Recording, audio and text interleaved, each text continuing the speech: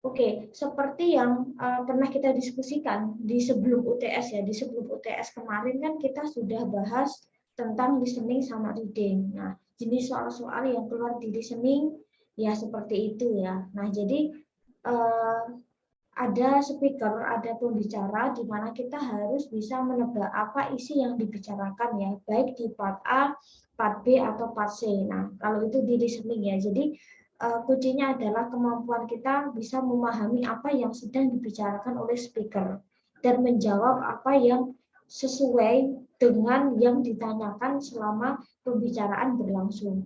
Nah, kalau di reading kemarin itu kan model soalnya adalah teks ya. Jadi bagaimana kemampuan kita dalam memahami isi atau kemampuan kita dalam mengetahui maksud, tujuan, atau informasi-informasi yang ada di satu bacaan. Nah, terus kemarin juga kita lihat bacaannya ada banyak sekali ya. Nah, jadi teksnya pun juga teks yang ilmiah ya. Jadi bukan teks yang modelnya adalah teks yang non-fiksi. Teks yang modelnya adalah dongeng.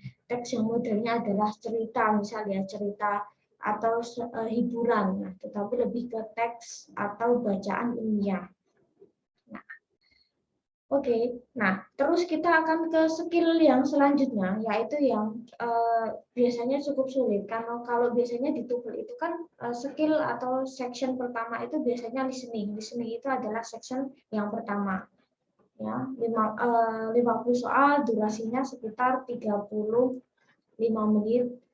Terus kalau di reading itu 50 soal, waktunya itu estimasi sekitar 55 menit. Terus nanti di section structure and written expression ya, itu adalah 25 menit, soalnya adalah 40. Jadi enggak soalnya 50 tetapi soal hanya 40 tetapi waktunya 25 menit. Nah, berarti kita bisa bayangkan nih, ibarat kata ya, kalau structure sama written expression itu katakanlah 40 soal, waktunya itu adalah 25 menit. Nah, kira-kira berapa lama? Nah, satu soal itu katakanlah berapa lama. Nah, itu juga bisa kita pertimbangkan ya untuk waktunya. Tapi biasanya memang kebanyakan ketika sudah di structure itu biasanya frustasi, stres karena biasanya dia sudah lelah di reading. Jadi kalau sebenarnya kan TOEFL itu kan sebenarnya tesnya itu maraton kan, listening, jeda, langsung reading, langsung ke structure and written expression ya. Jadi enggak kita bertahap ini minggu besok ini enggak ya, tetapi modelnya adalah maraton ya. Tapi biasanya kalau udah di section 3 itu biasanya dia udah capek, lelah karena sudah ibarat kata munek di reading ya, karena sudah banyak bacaan akhirnya lelah di situ, akhirnya banyak jawaban biasanya ya yang di structure atau written expression itu biasanya kosong. Nah, nanti pun juga saya akan buat semua jawaban soal itu memang wajib dikerjakan ya. Jadi setidaknya kalian tetap harus isi. Oke. Terus seperti yang pernah kita diskusikan di awal banget. Nah, kalau modelnya structure itu kan modelnya adalah structure and written expression ya. Ada dua, modelnya ada dua. Nah, ketika ada dua, katakanlah, misal, nah, kan modelnya adalah gini kan, modelnya kan structure dan written expression. Nah, di sini ada dua. Nah, berarti kalau di structure itu intinya structure dan written expression itu adalah untuk mengetahui kemampuan kita tentang grammar. Nah, jadi kalau sudah masuk ke sini, ya kita akan apa ya, harus menguasai atau memahami seputar grammar bahasa Inggris. Nah, kalau structure itu sebenarnya intinya semua juga grammar ya. Kalau structure itu kita disuruh memilih jawaban yang benar. Kita disuruh memilih jawaban yang benar, isinya pilihan ganda. Nah, sedangkan written expression itu modelnya kayak kalimat, tetapi kita disuruh memilih jawaban yang salah.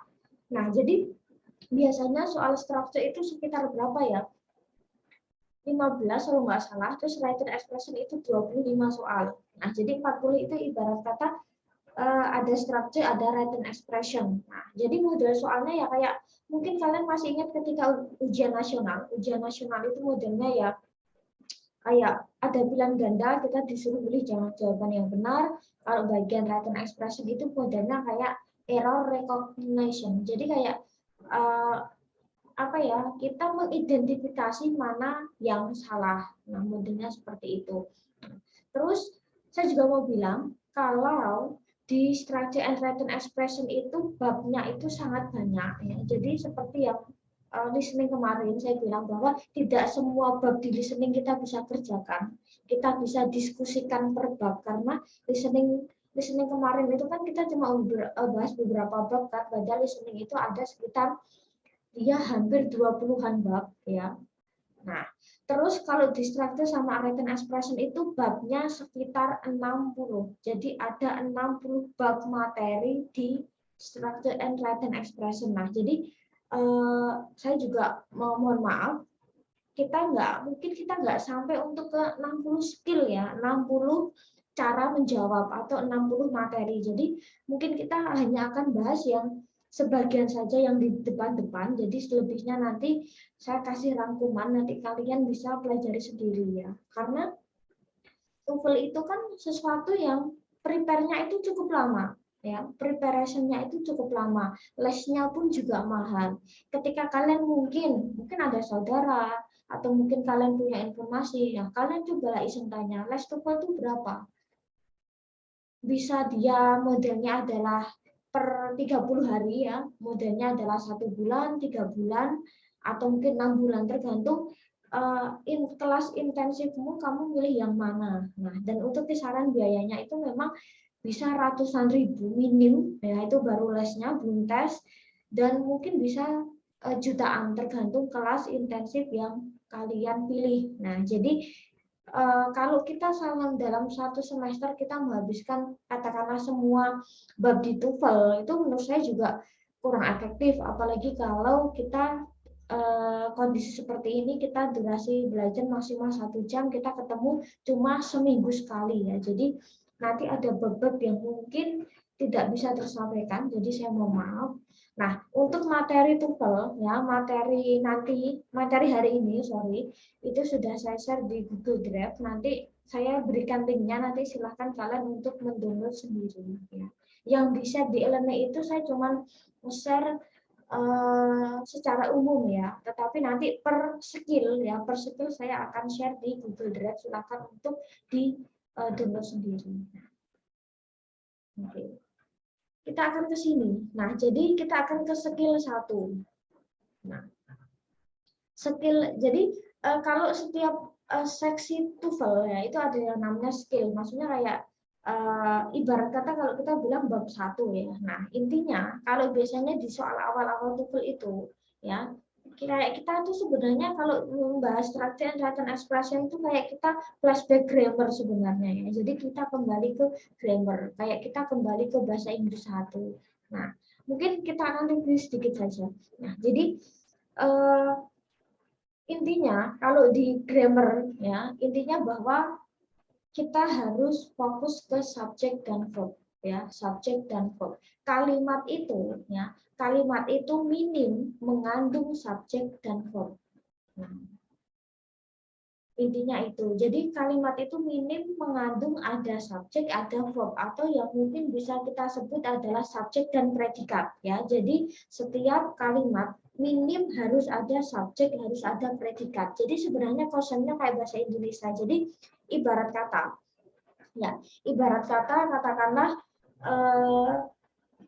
kayak bahasa Indonesia lah. Jadi ada subjek, ada predikat, SP, SPOK, SPO ya, subjek, predikat, objek kayak kata keterangan, subjek, predikat, kata keterangan ya. Sebenarnya pun sama kayak bahasa Inggris ya, minim harus ada subjek dan predikat. Subjek itu lebih ke ibarat kata kalau kita bisa menyebut adalah pelaku ya, ibarat kata mungkin pelaku atau mungkin orang yang doing action ya. Subjek itu bisa ke orang, bisa ke benda. Jadi pelaku katakanlah subjek dalam kalimat itu dia tidak melulu harus orang sebenarnya. Mungkin bisa berbentuk noun. Noun itu kayak mungkin bisa apa ya? Merujuk ke ibarat kata ke orang, bisa ke benda, bisa ke hewan. Jadi tidak perlu harus benda hidup ya, tetapi subjek atau pelaku itu bisa merujuk ke benda yang mati ya. Jadi bisa benda hidup ataupun benda mati. Nah, terus predikat. Kalau predikat apa? Kalau namanya predikat itu bisa disebut juga adalah verb atau kata kerja ya. Jadi kata kerja ada subjek, pelaku, ada verb, ada yang eh, kata kerjanya apa? Katakanlah ya, si subjeknya itu melakukan apa misal. Nah, jadi minim harus ada itu.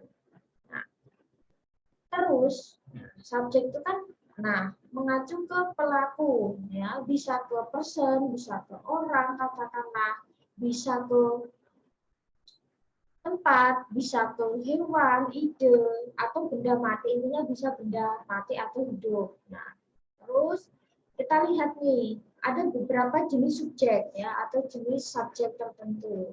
Nah, oke, yang pertama adalah simple. Simple subject itu mengacu ke mungkin bisa ke benda lebih ke apa ya? Mungkin bisa ke ayuwideshi ya. Jadi modelnya adalah simple. Kayak aku, kamu, mereka, dia laki-laki, dia perempuan. Nah, misal katakanlah I eat an apple. Aku makan apel. Nah, you read a book. Kamu membaca buku. Jadi yang di depan ini adalah subjek. Terus yang sebelahnya apa? Yang sebelahnya berarti adalah verb. Ini yang sebelahnya adalah verb.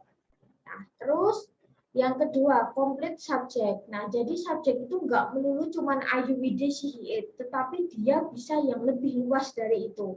Misal apa? Katakanlah, bisa juga modelnya adalah kayak frase, saya bilang ya. Jadi kayak gabungan kata. Misal, she, dia perempuan. Mungkin kita bisa menjabarkan ke misal a beautiful woman, beautiful lady, beautiful girl misalnya.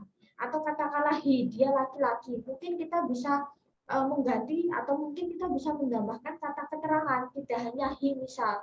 Misal my English teacher, my father. Nah, jadi modelnya adalah complete subject. Jadi bisa terdiri dari apa ya kayak gabungan kata atau frase ya. Jadi bukan hanya sekedar ayuwideshi ya, tetapi mungkin bisa kayak the strong man, laki-laki yang kuat.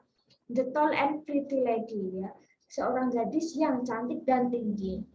A beautiful woman, seorang gadis cantik misal. A cute baby, seorang bayi yang cute, seorang bayi yang manis misalnya. Jadi modelnya itu versi komplit ya. Jadi nggak harus selalu cuman I will it. Nah, terus, nah,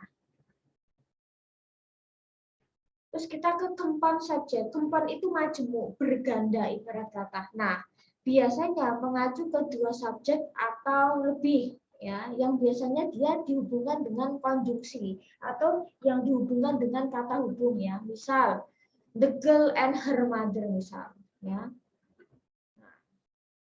Seorang gadis dan ibunya misal.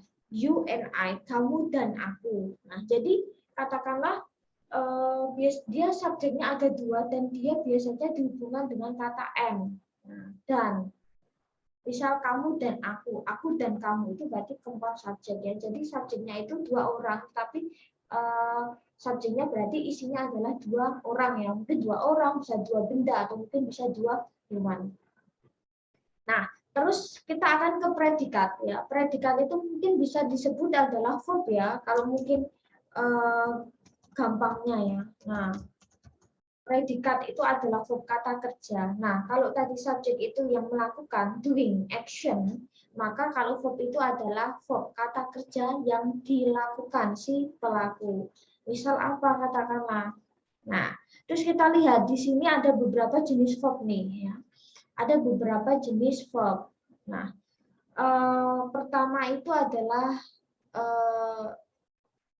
transitif. Transitif itu adalah kata yang membutuhkan kata kerja yang membutuhkan objek. Nah, jadi prinsipnya gini, kalau dalam tata bahasa, entah itu bahasa Indonesia, bahasa Inggris ya, objek ya, objek itu kan sesuatu yang dikenainya. Subjek, predikat, objek. Saya makan apel. Saya membaca buku. Apel dan buku adalah objek, sesuatu yang dikenai oleh si subjek. Nah, kalau modelnya verb, ya, ada beberapa kata kerja yang bisa dikasih objek, banyak sekali. Misal apa? Makan. Tapi biasanya untuk kata kerja model seperti ini itu biasanya bisa ditanyakan dengan kata apa? Apa sih yang dimakan misal? Apa sih yang dibaca misal? Oh, buku, berarti saya membaca buku. Nah, jadi ada kata kerja yang bisa dikasih objek ya, banyak sekali. Terus, nah, ada juga kata yang tidak bisa dikasih objek. Nah, maksudnya apa? Nah, ada. Jadi ibarat kata seperti ini ya. Nah, intransitif itu tidak butuh objek. Maksudnya gimana, Miss? Nah, karena kalimat itu tidak harus selalu ada objek. Kalimat itu minim harus ada subjek dan verb, as dan verb, subjek dan verb selesai. Objek sama kata keterangan itu adalah optional. Nah, misal katakanlah ada kata arrive, saya sampai. Sampai apa? Kan nggak bisa. Mungkin bisa ditanyakan dengan sampai di mana, sampainya kapan misalnya. Atau duduk misalnya, kata duduk katakanlah.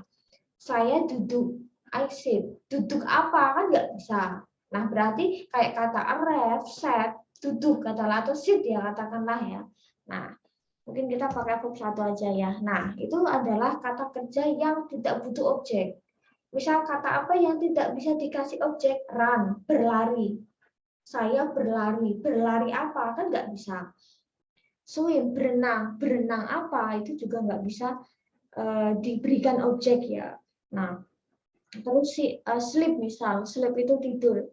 Misal ya, the baby sleeps. Bayi itu tidur. Tidur apa? Kan nggak bisa ya. Jadi ada kata kerja yang memang nggak bisa dikasih objek. Maka dari itu minim kalimat itu subjek dan verb. Dia sudah membentuk kalimat. Nah, terus verbnya apa lagi? Verbnya itu juga auxiliary itu juga masuk verb ya. Misal apa? Nah, misal kata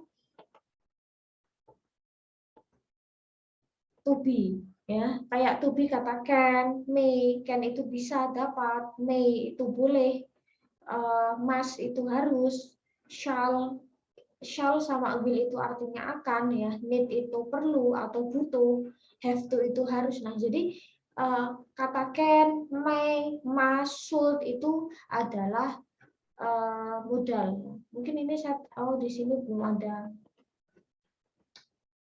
should ya kalau nggak salah ya. Oke, saya sekalian tambahkan aja ya. Nah, di sini should. Ini belum include di sini. Oke. Nah, oke. Terus ketambahan should. Nah, itu adalah termasuk verb. Terus apa lagi ya misal. Oke, selanjutnya adalah to be ya. Nah, to be. Nah, oke. Kalau di dalam bahasa Inggris, ya, kalau di dalam bahasa Inggris, to be itu adalah kata kerja. Nah, kalau di dalam bahasa Indonesia, kita nggak mengenal yang namanya to be. Kita nggak mengenal apa itu to be itu apa. Nah, kalau bahasa Inggris itu ada to be itu fungsinya adalah kayak modelnya linking, jadi cuma mengelingkan.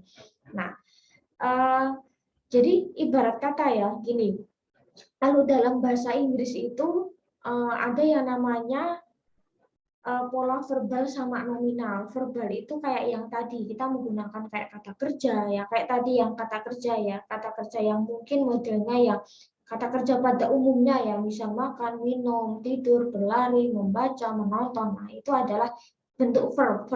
Apa ya? Saya bilang dalam verbal ya.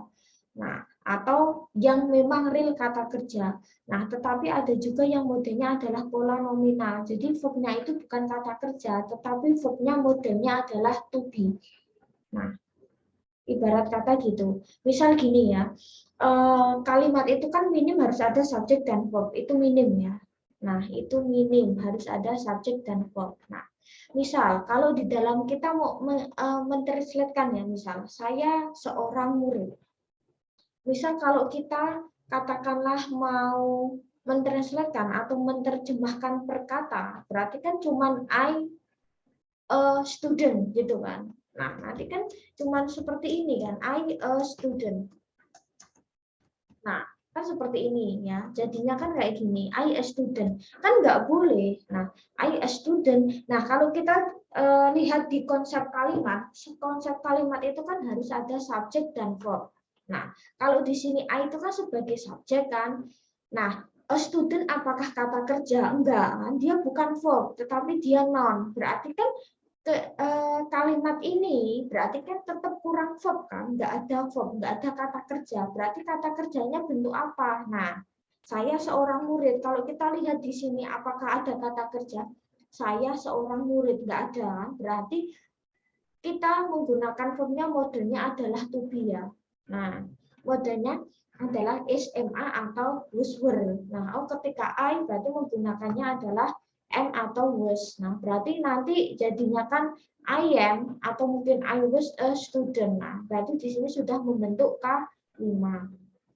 Nah, misal dia tinggi, he tall, dia tinggi, nggak bisa kan, cuman he tall. Nah, di sini nggak ada kata kerja, tetapi kalau dalam bahasa Inggris gimana caranya itu harus ada muncul kata kerja. Berarti kata kerjanya apa? Oh, berarti modenya adalah to be. Karena kita nggak menemukan kata kerja, maka kita memberikan kata kerja bentuk to be. Misal, saya ada di kelas, I in class misal, itu juga nggak bisa karena kan I itu subjek, in class itu kan kata keterangan tempat, berarti kan kita tetap butuh verb ya. Kalau bahasa Inggris itu harus ada subjek dan verb. Nah, berarti kita verbnya apa? Oh, ternyata verbnya harus model to be. Nah, terus biasanya setelah to be ya tengah ya, biasanya to be itu diikuti oleh non verb, mungkin bisa kata benda, mungkin bisa kata sifat ya, kayak tadi tall misal, atau she is beautiful misal. Nah, atau mungkin model keterangan tempat. Nah, jadi seperti itu. Misal I was sad, aku sedih. Nah, kalau dalam bahasa Inggris itu sudah, nah di sini I sebagai subjek, was itu verb. Nah, sad itu kan berarti dia bukan objek kan, karena kalimat itu minim harus ada paling enggak subjek dan verb. Objek itu kalau di sini kan bukan yang dikenai kan. Jadi ketika kita nggak menemukan verb atau kata kerja, maka kita gunakan to be. Dan intinya to be itu entah itu to be-nya adalah present SMA atau to be past, dan dia tetap kata kerja kalau dalam bahasa Inggris. Terus verb itu harus selalu ngikutin si subjek ya. Oh, karena I maka menggunakan am misal. Misal the flowers, misal. Nah, tadi saya bilang subjek itu nggak melulu cuma orang. Nah, the flowers. Terus to be-nya apa? Kenapa pakainya a? Karena the flowers itu adalah jamak kan, maka to be-nya juga harus ngikutin. Ya, diamond misal ya, diamond katakanlah. Nah, di sini cuma satu maka memakainya is katakanlah. Kenapa I menggunakan was? Misal mungkin bisa I, bisa was, sorry ya, mungkin bisa am, bisa was ya, tergantung. Oh, kalau kalimatnya itu atau mungkin kata keterangan waktunya itu lampau, maka ya dia to be-nya juga harus lampau. Jadi to be akan selalu ngikut dengan verb-nya. Jadi dia harus connect. Oh, I itu menggunakan am, you menggunakan a, she it menggunakan is misal. Oh, kalau I menggunakan was, you itu katakanlah menggunakan were, they sama we juga were misal, she it menggunakan was. Nah, seperti itu.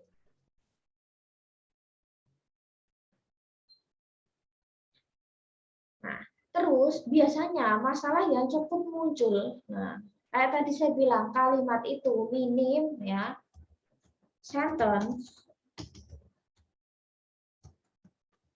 minim ya, dia ada subjek dan ada verb. Nah, kalau biasanya yang muncul di TOEFL itu biasanya masalahnya tiga, subjek atau verbnya tidak ada. Jadi mungkin kehilangan subjek atau mungkin kehilangan verb. Itu masalah pertama. Masalah kedua, subjek dan verbnya nggak ada. Berarti kita disuruh mencari. Yang ketiga, mungkin ada extra subjek atau extra verb. Jadi subjeknya itu dia ada beberapa, atau mungkin ada double, terus kata kerjanya ada double. Nah, kayak gitu. Contohnya gini ya. Nah, misal kita langsung ke contoh soal di structure ya. Bagaimana kalau kita menemukan kalimat yang tidak memiliki subjek? Nah, misal di sini. Nah, di sini kan, nah, apakah kita harus selalu mengartikan ya? Jadi ini juga cukup untuk pengaturan sama manajemen waktu ya. Jadi kalau dalam bahasa ini kita nanti mengerjakan soal TOEFL ya. Kalau biasanya ketika kita cenderung mengartikan, karena kan biasanya orang kalau ngerjain bahasa Inggris ya, apapun itu kan cenderung mengartikan, akhirnya kehilangan waktu. Nah, banyak sekali yang biasanya dia missing ya, missing itu biasanya banyak yang nggak selesai di sini ya. Jadi setidaknya kuncinya apa misalnya, intinya kita nggak harus selalu mengartikan sampai selesai, karena itu akan makan banyak waktu. Nah, kita fokus aja. Oh, kalimat itu harus ada subjek dan verb. Kita akan lihat di sini. Kita fokusnya ke subjek sama verb. Nah, di sini ada kata was, ada kata back up. Nah, was itu kan saya seperti yang tadi saya bilang, to be itu adalah verb. Maka di sini otomatis di sini adalah verb. Ketika kalian menemukan to be plus verb 3, dia adalah pasif, ya. Nah, kalimat pasif. To be plus verb 3 adalah pasif, ya. Mungkin saya tambahkan ya di sini ya. Ketika kalian menemukan katakanlah ya to be, mungkin ibarat kata entah itu present ya, atau mungkin modelnya adalah past, terus diikuti dengan verb 3, maka dia adalah pasif. Atau mungkin yang disebut kayak di gitu ya. Nah, atau kalau di dalam bahasa Indonesia ya, misal katakanlah is ya.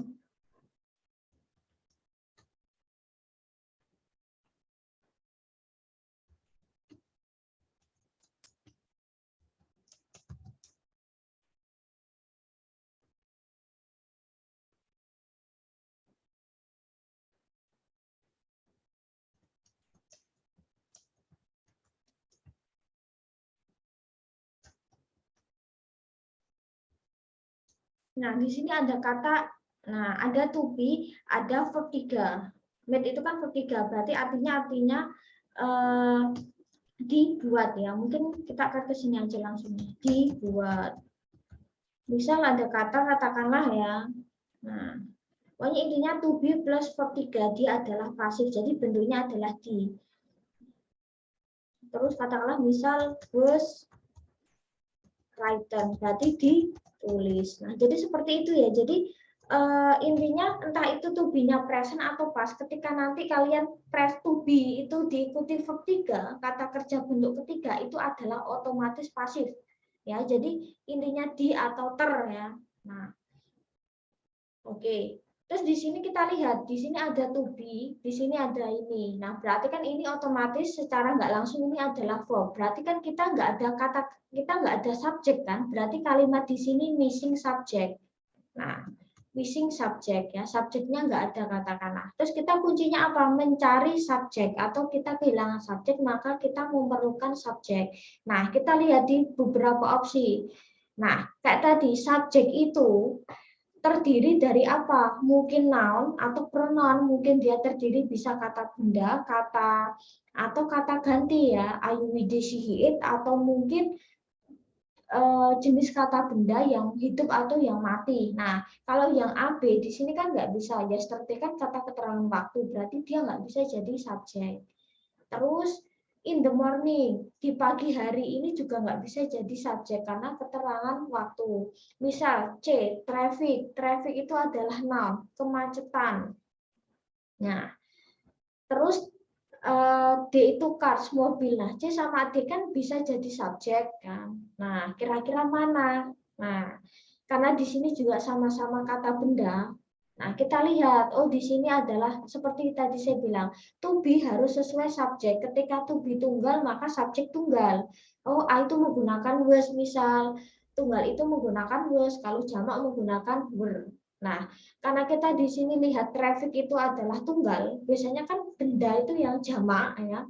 Sesuatu yang jamak biasanya ya, dia itu kan di ending ses kan kalau dalam bahasa Inggris, misal buku misal. Buku itu satu book. Kalau buku-buku misal karena bukunya banyak berarti books pakai s. Nah, terus di sini pun juga sama. Oh, cars berarti mobilnya ada banyak.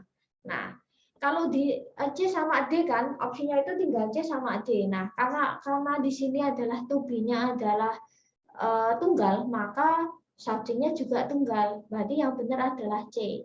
Kalau di sini kan cars, Miss. Nah, kalau di sini kan cars itu kan berarti jamak. Kalau di sini berarti to be-nya kan nggak bisa was, jadinya were. Jadi subjeknya tunggal, maka to be-nya juga harus tunggal.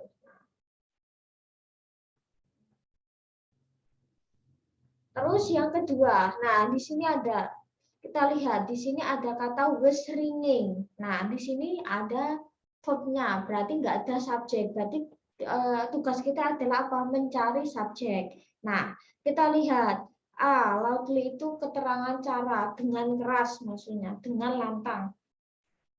B, in the morning, keterangan waktu nggak bisa jadi subjek. Nah, antara C sama D, kita lihat juga, oh ada kata was, was itu tunggal, berarti pelakunya juga harus tunggal, berarti yang benar adalah yang C. Kalau yang D itu kan jamak kan, maka to be-nya pun juga boleh was, tapi harusnya adalah were. Terus yang kedua, kalimat itu tidak memiliki verb. Nah, kalimat tidak memiliki verb. Nah, apa misal? Nah, di sini kita lihat subjek itu luas, tidak hanya benda hidup, tapi juga benda mati. Nah, kita lihat di sini ada newspaper. Nah, di sini ada pakai S, berarti kan ini menunjukkan bahwa korannya ada banyak. Nah, di sini ada subjek, berarti kita butuh verb. Karena di sini sudah ada subjek, berarti kita butuh yang namanya verb. Nah, kita lihat di opsinya. Nah, karena biasanya di TOEFL itu biasanya sangat banyak muncul yaitu kalimat pasif biasanya, sangat banyak ya. Jadi kita pun juga harus hafal to be verb 3 itu pasif. Nah, delivery, delivery itu noun, bukan verb ya. Kalau deliver itu baru verb, kalau delivery itu adalah noun misalnya. Terus yang B, delivered misal, ada to be plus verb 3. Nah, itu jadi pilihannya. Yang C, D nggak mungkin karena dia keterangan waktu. Berarti yang memungkinkan adalah yang B. Yang A nggak bisa ya, karena delivery itu bukan verb ya. Nah, maksudnya itu koran-koran disampaikan atau koran-koran dikirim itu setiap pagi dan sore hari. Terus, nah di sini pun juga sama. Di sini kita lihat subjeknya adalah, oh ternyata subjeknya adalah jamak. Nah, kira-kira mana yang bisa sesuai ya, verbnya yang bisa sesuai, misalnya necessary, nggak bisa. Hopefully, itu adalah kata keterangan. Next month itu kata keterangan waktu juga. Berarti kan ini nggak bisa jadi verb kan. Nah, berarti yang otomatis verb dia beda sendiri, maka mungkin bisa jadi jawaban yang sini ya, needed. Terus selanjutnya, kalimat itu memiliki subjek dan verb tetapi tidak sempurna. Atau mungkin ada yang kurang, entah itu kurang to be atau kurang apa. Nah, misal kayak gini. Nah, di sini ada kata the plane, ya, di sini subjeknya ada. Di sini ada kata landing. Oh, landing itu adalah verb. Misalkan di sini sudah komplit, ada subjek, ada verb. Nah, mungkin ada verb yang kurang. Tugas kita apa? Mungkin mencari verbnya yang kurang. Nah, kita analisis. Kalau yang A, it is. It itu kan salah satu bagian pronoun. Kan? Dia kan subjek. Nah, is itu kan verb kan, is itu to be berarti dia verb. Nah, seperti yang saya bilang tadi, dalam satu kalimat TOEFL ya, tidak boleh dia double subject. Ya, masa ya the plan it is kan nggak bisa. Ya kan? Nah, terus verbnya double. Mungkin is landing bisa, oke, mungkin bisa. Tetapi kan the plane sama it. Ini kan nggak bisa double kan. The plane itu subjek, it itu juga subjek. Kan bisa double subjek nih, seperti di awal kan itu kan kalau ada kata hubung N ya. Nah, di sini kan double subjek nggak boleh. Jadi, berarti masalahnya itu adalah double subjek. Nggak boleh. Yang B, it really is. Di sini juga sama, ada kata it juga, berarti kan ini juga double subject, nggak bisa. Nah, terus is descending, bisa ya, katakanlah is itu kan bisa, oke, ada descending, tapi mungkin nggak tulisannya is descending, is descending landing, kan nggak mungkin kan, berarti kan ini juga double verb kan. Nah, is descending itu kan berarti kan dia sudah artinya sedang ya. Nah, ini double verb nggak bisa. Maka yang benar adalah yang D, will be landing. Ini adalah tenses yang modelnya future continuous. Akan mendarat. Nah, pesawat akan mendarat di bandara 5 menit lagi. Nah, kayak gitu. Ini pun juga sama, the boy. Nah, kalau he is nggak bisa kan, the boy dia subjek, he juga subjek, nggak bisa double subjek. Yang B pun juga kasusnya sama. He, the boy, he kan nggak mungkin. Nah, kalau yang C is relaxing going nggak mungkin. Verb ing ketemu verb ing nggak bisa, dia double subjek. Maka yang benar adalah yang D, will be going. Jadi seperti itu ya. Kalau untuk di skill 1 memang intinya subjek dan verb itu memang harus ada ya. Subjek itu tidak melulu cuman benda hidup, tetapi juga benda mati, dan verb itu juga luas ya, nggak hanya sekedar verb kata kerja yang biasa kita temui reguler irregular, tetapi juga modelnya to be. Nah, terus kita akan ke yang kedua ya. Oke, sebentar.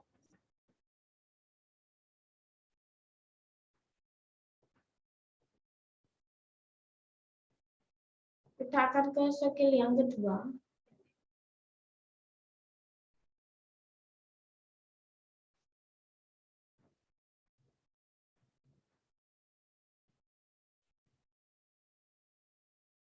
Oke. Skill kedua, setiap skill dalam artian ya, entah itu katakanlah skill itu biasanya sesuatu yang tetap berkaitan ya. Jadi katakanlah meskipun nanti kita sudah di katakanlah di skill kedua, tapi biasanya memang semua tetap akan mengacu ke skill yang pertama juga ya. Nah, oke, saya langsung edit di sini ya. Oke, skill kedua itu adalah object of preposition.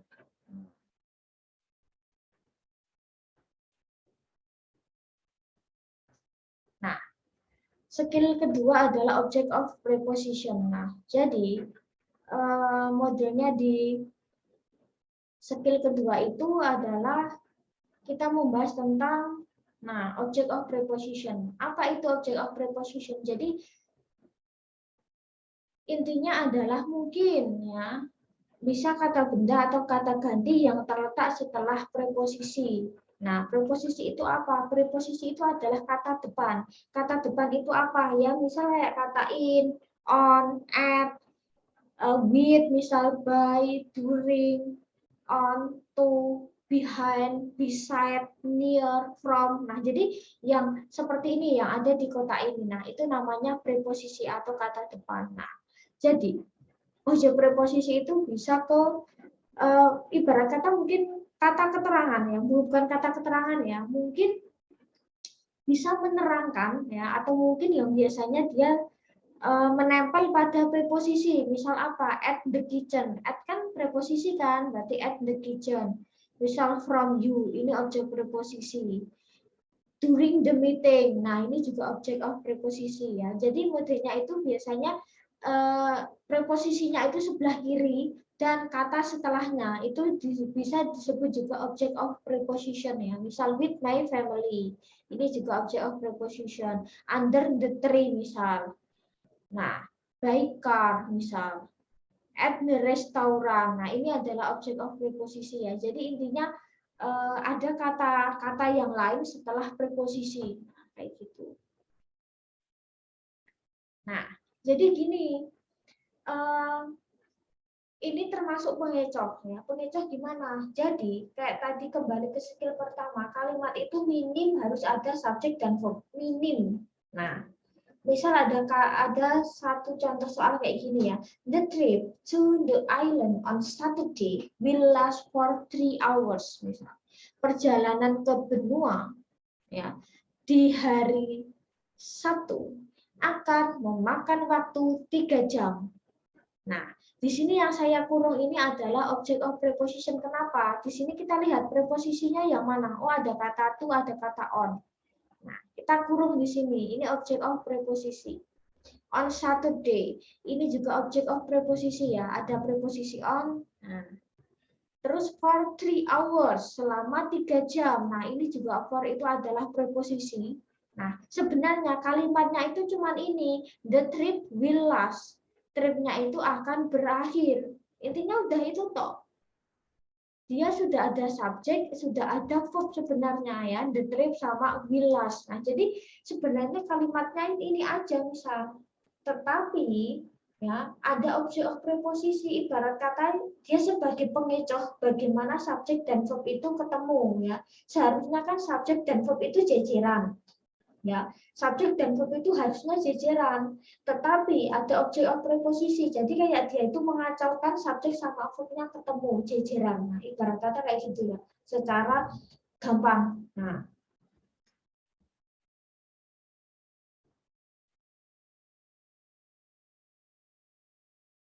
misal ini, ya, to Mike was a big surprise, misal. Nah, di sini kita lihat, di sini objek preposisi ada nggak? Oh, ternyata ada to, ada Mike. Menurut Mike, nah, to itu bisa artinya menurut, bisa artinya ke ya, tergantung konteks. Nah, terus kita lihat di sini kita berkata karena ini objek of preposisi dan ini juga fungsinya tidak ibarat kata tidak begitu penting katakanlah ya di sini, maka kita hilangkan. Terus di sini ada kata was tadi apa? Verb. Nah, berarti ini kalimatnya ada verb ya, berarti nggak ada subjeknya. Tugas kita apa? Mencari subjek. Jadi maksudnya pengecoh itu ini. Jadi kalau pengecoh di sini kan ibarat katakan di sini udah ada subjek, di sini udah ada verb, harusnya kan lengkap logikanya. Nah, tetapi dia dikecohkan dengan objek of preposisi. Jadi subjek sama verb itu kayak nggak segera ketemu, ibarat kata gitu ya. Nah, kita cari mana yang mungkin bisa jadi subjek. Nah, kayak tadi saya bilang subjek itu mungkin bisa berbentuk kata benda atau kata ganti. Nah, A nggak mungkin. B the party bisa. Nah, karena pestanya kan tunggal ya, party, maka pakainya was ya. Berarti kan menurut Mike, pestanya sangat memberikan kejutan yang besar. Nah, kalau yang C, funny, itu kan adjektif, nggak bisa jadi subjek. When itu adverb of time, atau kata keterangan waktu juga nggak bisa jadi subjek. Maka yang benar adalah B. Ini ya, sudah diterangkan. Misal, with his friend, ya, dengan temannya, nah, katakanlah. Terus di sini juga object of preposition. Karena apa? Ada kata with, preposisi ada his friend. Berarti kan ibarat kata kita hilangkan dulu. Di sini ada kata found, ada verb. Berarti kita nggak ada subjeknya. Cari yang mungkin jadi subjek. Otomatis itu adalah his. Jadi modelnya seperti itu.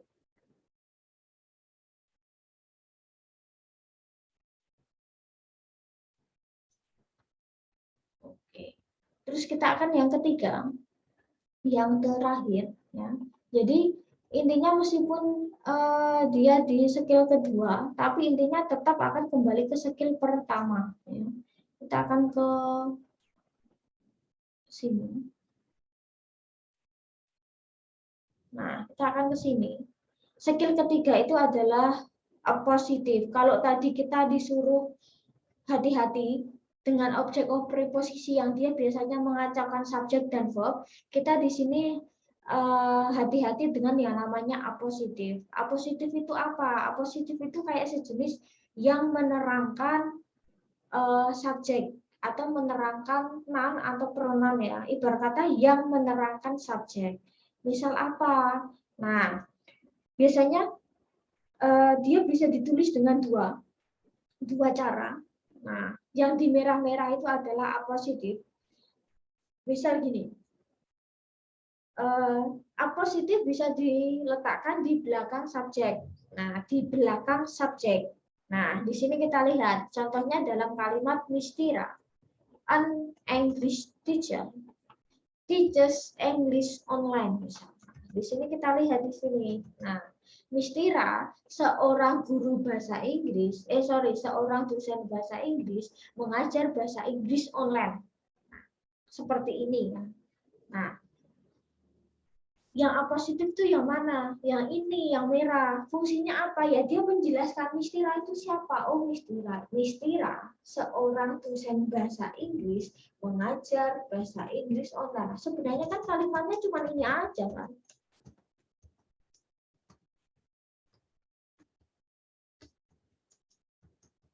Sebenarnya kalimatnya cuma ini aja, ya kan? Tetapi di sini ada apositif, jadi ada yang menerangkan lagi. Jadi ibarat katakan dia juga mengecehkan antara si subjek dan verb ketemu kan, karena dia nyela-nyela di tengah-tengah ibarat kata. Nah, sama terus atau yang kedua, apositif bisa diletakkan di depan subjek, misal seorang guru bahasa Inggris, Mistira, ya seorang guru bahasa Inggris maksudnya mungkin namanya Mistira mengajar bahasa Inggris online. Nah, sebenarnya kan kalimatnya juga sama. Mistira teaches English online, tetapi ada apositif menerangkan Mistira itu siapa sih? Oh, ini loh. Jadi apositif itu seperti itu.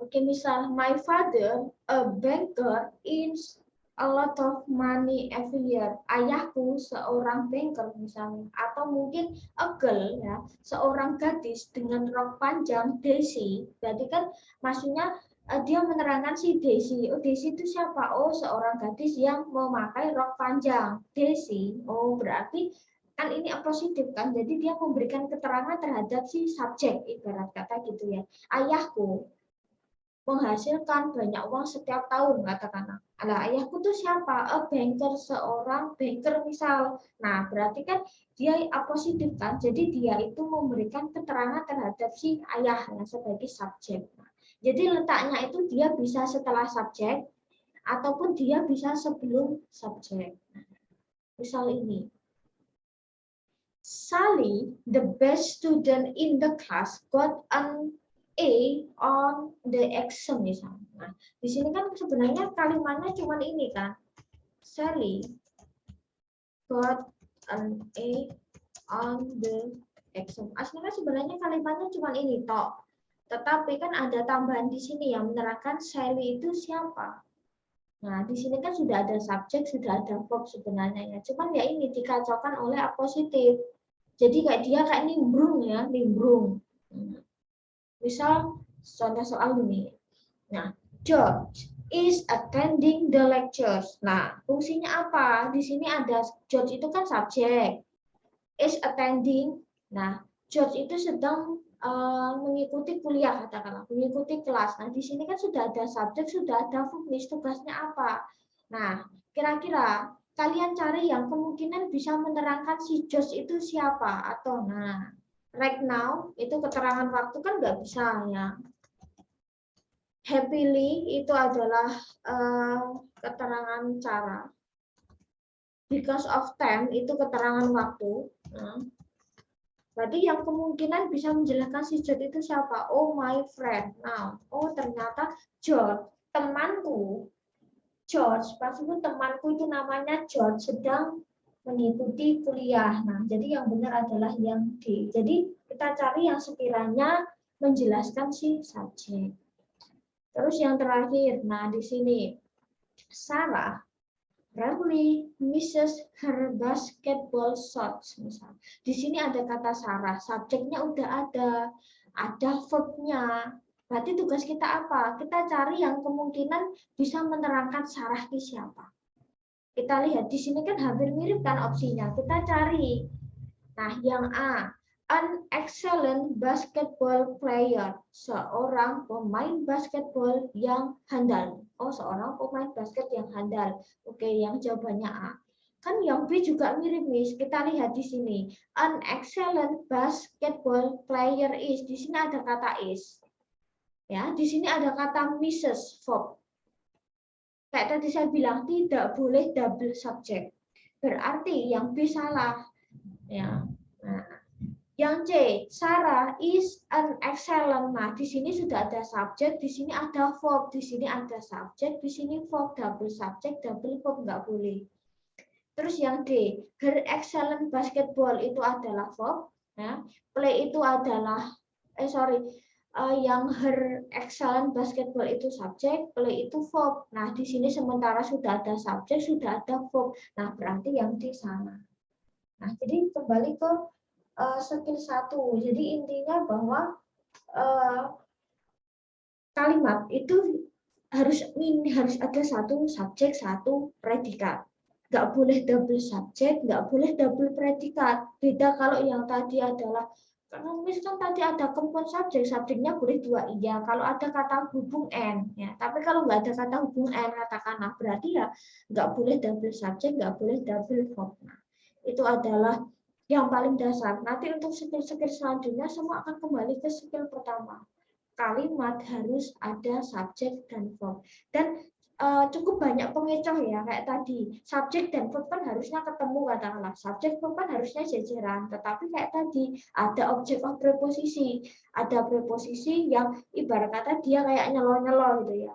Nah, atau tadi ada positif. Jadi ada kata keterangan atau mungkin ada keterangan yang menerangkan subjek itu siapa. Intinya sih itu. Jadi sebenarnya tidak harus selalu mengartikan, yang penting kita identifikasi subjeknya apa, verbnya apa, selesai. Verbnya itu luas ya, bisa verb yang verb kata kerja, reguler, irregular, verb 1, 2, 3, verb ing, atau modelnya adalah to be, is, ma, atau useful. Mungkin itu saja yang bisa saya sampaikan, jadi selebihnya mohon maaf. Jadi untuk materi saya akan share di grup ya, untuk materi yang ini saya akan share di grup. Nanti kita hanya akan membahas beberapa skill saja, jadi kita nggak akan bahas langsung 60 bab ya, jadi beberapa skill saja, selebihnya nanti saya kasih PowerPoint-nya, silakan untuk dipelajari sendiri. Barangkali ya beberapa materi yang pernah kita bahas atau mungkin materi yang pernah saya kasih, barangkali mungkin bisa buat belajar kalau kalian memang pengen ikutan tes TOEFL yang dari luar ya, mungkin dari bimbel atau mungkin yang dari lembaga-lembaga resmi ya TOEFL ya, entah itu TOEFL prediction atau TOEFL yang real. Nah, jadi seperti itu saja. Oke, I think that's all this meeting today. Thank you very much for your attention. Intinya keep healthy, selalu jaga kesehatan kalian ya. Jadi kalau kita sehat, ibarat kata ya kita kerja juga lancar dan kuliah pun juga lancar ya. Rezeki pun kalau kita sehat insya Allah rezeki juga lancar gitu ya. Nah jadi I think this meeting today. Thank you very much for your attention. See you next week ya. Minggu depan kita kuliahnya tatap muka atau online, Miss. Nah kita lihat sikon dulu. Saya nggak bisa janji ya. Karena masih jauh sekali kan, kita masih minggu lagi, saya nggak bisa janji kuliah minggu depan kita seperti apa. Cuman kalau misal mengingat kondisi lab yang lagi sedang trouble ya, jadi ada beberapa memang sambungan yang memang perlu diperbaiki ya. Jadi mungkin kalau misal belum tertangani, kita mungkin akan online juga. Seperti itu ya. Oke, thank you very much. Wassalamualaikum warahmatullahi wabarakatuh. Waalaikumsalam warahmatullahi wabarakatuh. Waalaikumsalam warahmatullahi wabarakatuh.